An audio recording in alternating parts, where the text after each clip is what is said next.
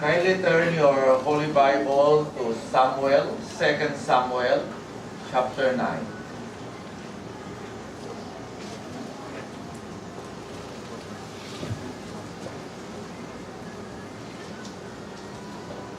Now David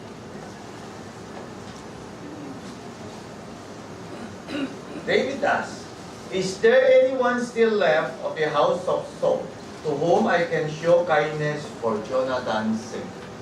Jonathan is the best friend of David. Now there was a servant of Saul's household named Ziba. They called him to appear before David, and the king said to him, "Are you Ziba?" "Your servant," he replied. The king asked, "Is there no one still left of the house of Saul to whom I can show God's kindness?" Ziba answered the king, "There is still a son of Jonathan. He is crippled in both feet." "Where is he?" the king asked. Ziba answered, "He is at the house of Machir, son of Amiel, in Lo-debar." Lo-debar is called the land of nothing. It's a very depressed area. So King David had him brought from Lo-debar, from the house of Machir. When Mephibosheth, son of Jonathan, son of Saul, came to David, he bowed down to pay him honor. David said, "Mephibosheth, your servant," he replied. "Don't be afraid," David said to him, "for I will surely show you kindness for the sake of your father Jonathan.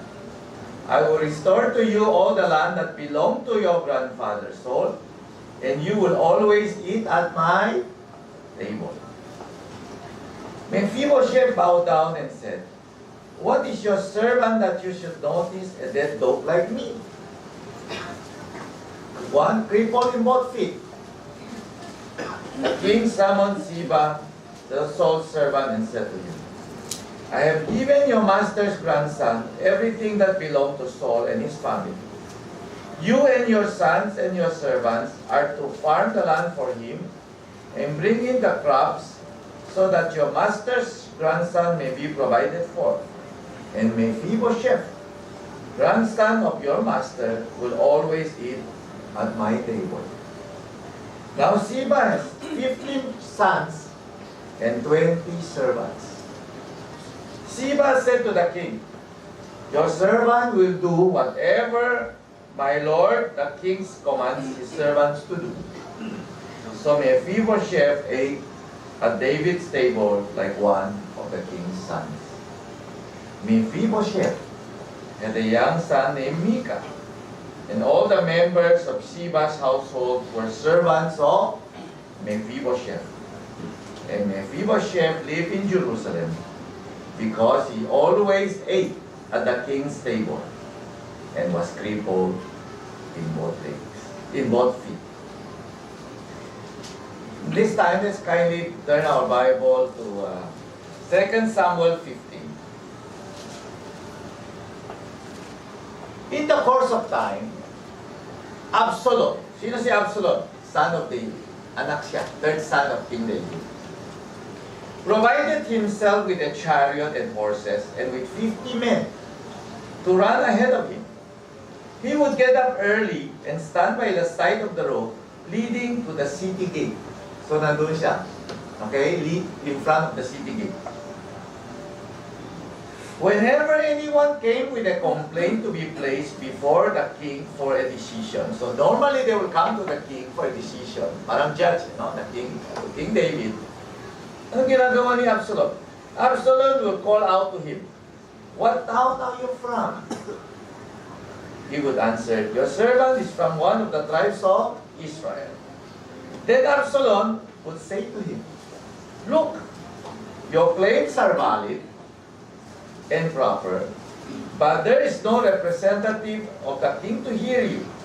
And Absalom would add, "If only I were appointed judge in the land.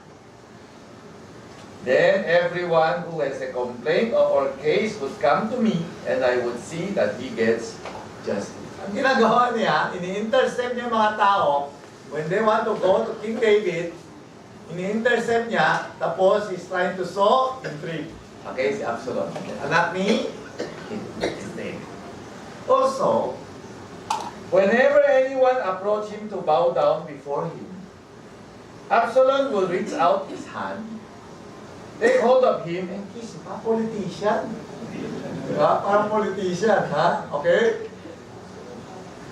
Absalom behaved like this way toward all the Israelites who came to the king asking for justice.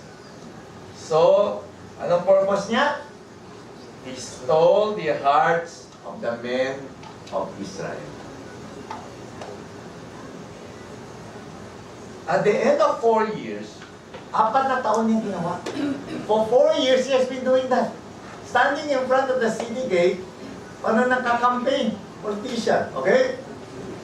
At the end of 4 years, 4 na taon, paano politics? 4 years, every 4 years, 4 years din siya. After 4 years, Absalom said to the king, kinausap niya yung daddy niya, okay? Tatay niya, King David, let me go to Hebron and fulfill a vow I made to the Lord. While your servant was living at Jeshurun in Aram, I made this vow. If the Lord takes me back to Jerusalem, I will worship the Lord in Hebron. Yan ang vow niya kay Cal. The King David said to him, go in peace. So he went to Hebron. Okay?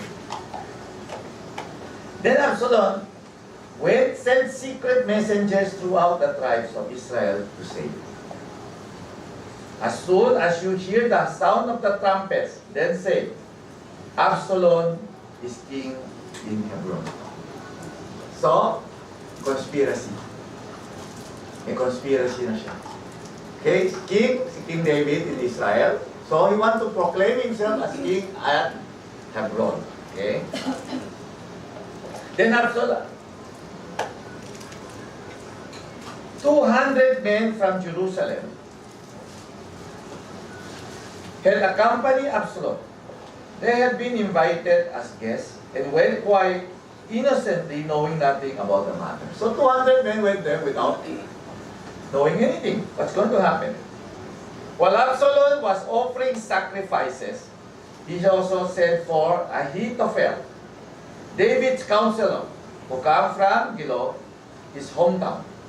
So as the conspiracy gained strength, Absalom's following kept on increasing. Yan na, may conspiracy. So lumalaki na yon, following ni Absalom. A messenger came and told David, the hearts of the men of Israel are with Absalom. Tumami na. Tumami na. Okay? Then David said to all his officials who were with him in Jerusalem, come, we must flee. Sabi ni King David, alis na tayo. Grabe na yung following ni Absalom. Come, we must flee, or none of us will escape from Absalom. We must leave immediately, or he will move quickly to overtake us and bring ruin upon us and put the city to the sword. So natakot si King David, let's go. Okay, let's leave Jerusalem. So, sinong iniwan niya dun? Okay? The king's official answered him, your servants are ready to do whatever our lord the king chooses. The king set out with his entire household following him. But he left 10 concubines to take care of the palace. So sino na iwan? 10 concubines. Alright, let's continue with the story. It's getting interesting. Okay, 2 Samuel chapter 16, verse 1. When David had gone a short distance beyond the summit, there was Ziba. Remember si Ziba? Sino si Ziba? Servant of Mephibosheth. Okay, nandun si Ziba. The steward of Mephibosheth. Waiting to meet him. Huh? pumapapil ito sa pumapapil ito kay David naman. Okay? Waiting to meet him. He has a string of donkeys. Dala siya maraming donkeys. Saddled and loaded with 200 loaves of bread, 100 cakes of raisins, 100 cakes of figs, and a skin of wine. Marami siyang pasalubong. Marami siyang dala. The king asked Ziba, "Why have you brought this?" Ziba answered, "The donkeys are for the king's household to ride on. The bread and the fruit are for the men to eat. The wine is to refresh those who become exhausted in the desert." So pag na-exhausted pa lang tao sa desert, wine pa lang katapat. Okay? Okay? Alam mo na, ha? Okay. Carlo Rossi. The king then asked, "Where is your master's grandson? Where is Mephibosheth?" Okay? Itong sabi ni Ziba. Sabi said to him. Ziba pala said to him, "He is staying in Jerusalem because he thinks, today the house of Israel will give me back my father's kingdom." Di ba siya ang grandson ni King Saul? Kung sabi ni Ziba, kung hindi makabalik si David, sa kanya na yung kingdom. Di ba? Tama ba? Today the house of Israel will give me back my father's kingdom. Then the king said to Ziba, King David said to Ziba, "All that belonged to Mephibosheth is now yours." Sa'yo na. Okay? I humbly bow, sabi ni Ziba. "May I find favor in your eyes, my Lord the King." Okay? So sabi ni King David kay Ziba, whatever belongs to Mephibosheth, sa'yo na. Okay. Let's continue the story. This time, 2 Samuel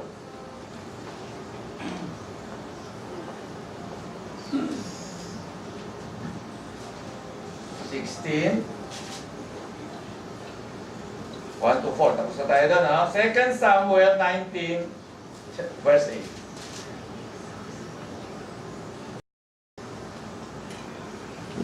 Second Samuel 19, verse 8. So the king, sino yung king? David. King David got up and took his seat in the gateway. When the men were told, "The king is sitting in the gateway," they all came before him. Okay? I have to move fast kasi mahaba yung story. Okay? You can read this at the comfort of your home later. Meanwhile, the Israelites had fled to their homes. Throughout the tribes of Israel, people were all arguing with each other, saying, "The king delivered us from the hand of our enemies. He is the one who rescued us from the hand of the Philistines. But now he has fled the country because of Absalom." Diba? He left Jerusalem. And Absalom, whom we anointed to rule over us, has died in battle. Okay? Patay na si Absalom. Right? Dead na. Pat namatay ng anak ni King David. So, why do you say nothing about bringing the king back? Okay, let's move down to verse 15. Then the king returned and went as far as the Jordan. So the king returned to Jerusalem. Now, the men of Judah had come to Gilgal to go out and meet the king and bring him across the Jordan. Shimei, son of Gera, hurried down with the men of Judah to meet King David. With him were 1,000 Benjamites, along with Ziba. Nandun na naman si Ziba, the steward of Saul's household, his 15 sons and 20 servants. They rushed to Jordan where the king was. So, nandun na naman si Ziba. Alright? Let's move down to verse 24. Yan na. Si Mephibosheth, Saul's grandson, also went up to meet the king. So si Mephibosheth also went to meet the king, King David. He had not taken care of his feet, nor trimmed his mustache, or washed his clothes from the day the king left until the day he returned safe. When he came from Jerusalem to meet the king asked, "Why did not you go with me when I left Jerusalem? When I left Jerusalem, why did you not come with me, Mephibosheth? You always eat at my table, right? Why did you not come with me?" Tama ba? Anong sagot ni Mephibosheth? He said, "My lord, the king, since I was your servant, am lame, I was crippled in both feet, I said, I will have my donkey saddled, and will ride on it, so I can go with the king. But Ziba, your servant, my servant betrayed me."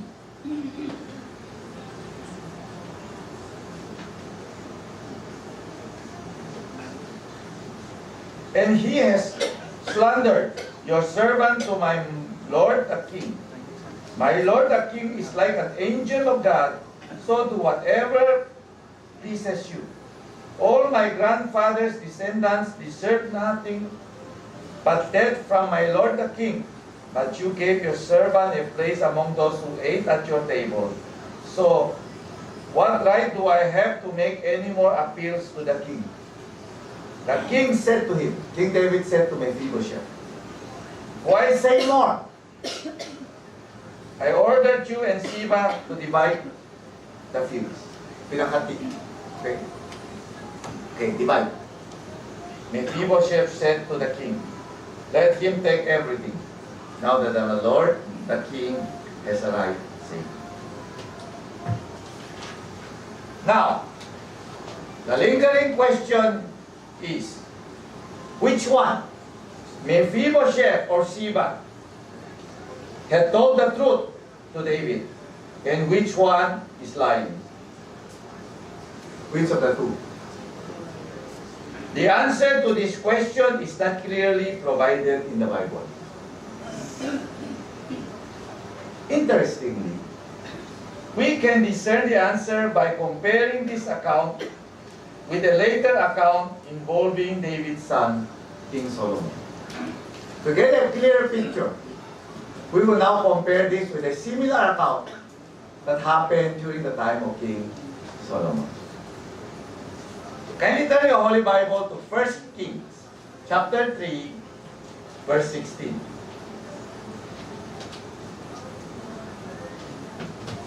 Two prostitutes came to King Solomon and stood before him. Alright? One of them said, dalawa sila, okay? One of them says, this is the first woman. Alright? So we'll identify them. Sino nagsalita? The first woman. Alright? There are two women. Two prostitutes. The story of two prostitutes. The first prostitute. So the first woman. Alright? Said. One of them said, the first one who spoke, "My lord, this woman and I live in the same house." Okay? "I had a baby while she was there with me." Right? "The third day after my child was born, this woman also had a baby." Meron din siya. We were alone. Two of us only in the room. Okay? Dalawa lang kami.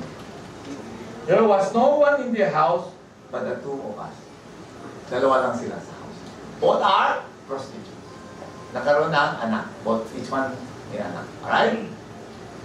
During the night, this woman, sons died because she lay on him. By accident, nano niya? Ang tawag doon? Okay? So she got up the middle of the night and took my son from my side while my servant was asleep. while I was asleep, this other woman exchanged in anak niya patay with my son. Okay? She put him by her breast and put her dead son by my breast. Sabi ng first woman. The next morning, I got up to nurse my child, my son. And he was dead.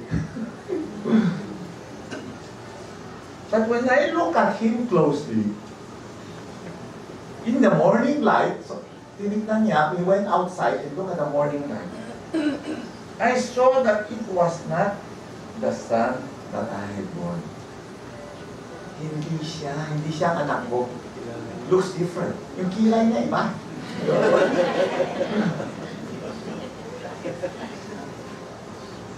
Now the woman said, no! The living son is my son. The dead son is yours. But the first one insisted, no! The dead one is yours. The living one is mine. And so they argued before the king. So dalawa, argue. Then King Solomon said, this one says, my son is alive and your son is dead. While the other one says, no, your son is dead and mine is alive. Sabi ni King Solomon. Then the king said, bring me a sword. Bring me a sword. So they brought a sword for the king. Then he gave an order. Cut the living child into two. Iwaay na, pag ganyan, pag ganyan, okay? Into two. And give half to one, and the half to another. Okay? Since you want both this one child, okay, sige, cut natin into two. The woman whose son was alive was filled with compassion for her son and said to the king, please, my lord, give her the living baby. Don't kill him. But the other said, neither I nor you shall have him. Cut him in two. Then the king gave his ruling. Give the living baby to the who what? To the first one. The one who told the story. Okay? Yun ang tunay na ina. Give that baby to the first woman. Do not kill him. She is his mother.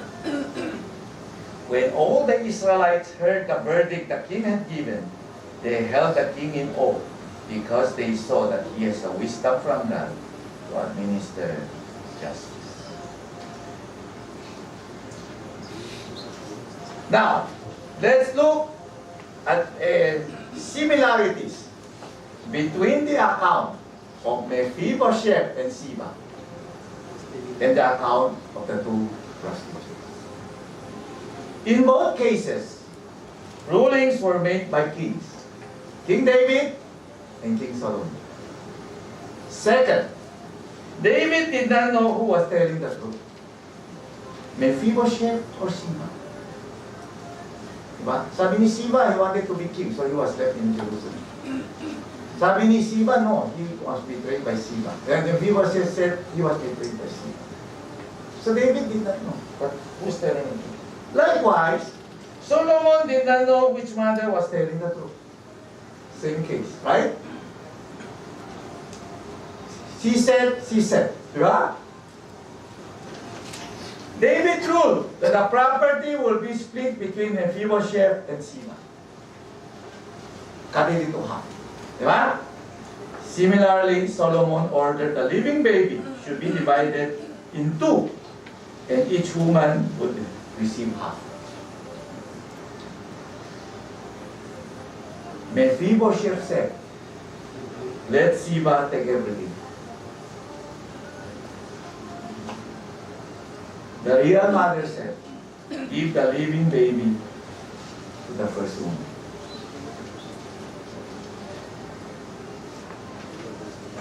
By examining carefully these two accounts, we can see that Mephibosheth was very pious. Since he was willing to give his entire inheritance to Ziba, just as the mother of the living baby was willing to give him up to the other woman. So to close, we will go back to 2 Samuel chapter 19 verse 24. Itong sinabi ni Mephibosheth, most likely, he's telling the truth. Okay, let's go back to that account for our closing scripture. 2 Samuel chapter 19.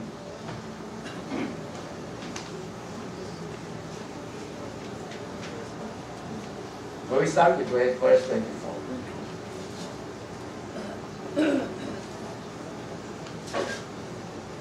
Mephibosheth, verse 24. Saul's grandson also went up to meet the king, and he had not taken care of his feet, nor trimmed his mustache, nor washed his clothes, from the day the king left until the day he returned safely. He did not take care of himself at all. Okay? So he was longing to see King David again. When he came from Jerusalem to meet the king asked him, "Why did not you go up with me, Mephibosheth?"